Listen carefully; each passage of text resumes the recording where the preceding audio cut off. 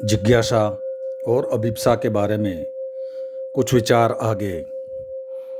यह अंतर्दृष्टि है, चीज़ों को उनके ओर छोर तक देख लेना, चीज़ें जैसी दिखाई पड़े उनको वैसा स्वीकार न कर लेना, उनके अंतिम चरण तक। जिसको अंतर्दृष्टि पैदा होगी वह इस भवन की जगह खंडहर भी देखेगा। जिसे अंतर्दृष्टि होगी वह यहाँ इतने जिंदा लोगों की जगह इतने मुर्दा लोग भी देखेगा। इन्हीं के बीच, इन्हीं के साथ जिसे अंतर्दृष्टि होगी वह जन्म के साथ ही मृत्यु को भी देख लेगा और सुख के साथ दुख को भी देखेगा। वैसे ही मिलन के साथ विरह को भी देखेगा। अंतर्दृष्टि आर पार देखने की विधि है और जिस व्यक्ति को सत्य जानना हो उसे हमेशा से आर पार देखना सीखना ही होगा, क्योंकि परमात्मा कहीं और नहीं है। जिसे आर पार देखना आ जाए उसे यहीं परमात्मा उपलब्ध हो जाता है। यह आर पार देखने के माध्यम से हुआ दर्शन है।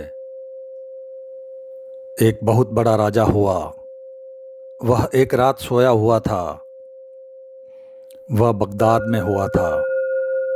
एक मुसलमान राजा था वह अपने महल में रात सोया हुआ था और उसके अपने ऊपर छप्पर पर किसी के चलने की आवाज़ सुनी तो उसने सोचा, यह क्या पागलपन है, इतनी रात को महल के छप्पर पर कौन चलता है।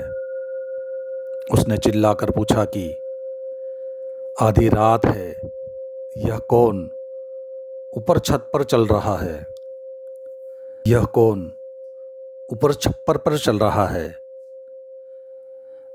एक आदमी ने ऊपर से जवाब दिया, मेरा ऊँट खो गया है, उसे खोजता हूँ। वह राजा हैरान हुआ। उसने कहा, पागल मालूम होते हो क्या, ऊँट कहीं छप्परों पर खोते हैं क्या? मकानों के छप्परों पर ऊँट खोते हैं? उस आदमी ने कहा कि अगर मकानों के छप्परों पर ऊँट नहीं खो सकते और अगर मकानों के छप्परों पर ऊँट नहीं खोजे जा सकते तो तुम जहाँ राज सिंहासन पर परमात्मा को खोज रहे हो, कभी सोचा कि मकान पर तो ऊँट खो भी जाए और मिल भी जाए, पर राज सिंहासन पर परमात्मा नहीं मिलेगा। राजा बहुत हैरान हुआ। उसने बहुत कोशिश की उस फकीर को कौन आदमी था जिसने ऊपर से ये बात कही, उसे खुजवाया जाए। उसने बहुत ढूंढवाया लेकिन उसका कोई पता नहीं चला। दिन बीते, वह बात भूल गया। आज बस इतना ही, बाकी अगले अध्याय में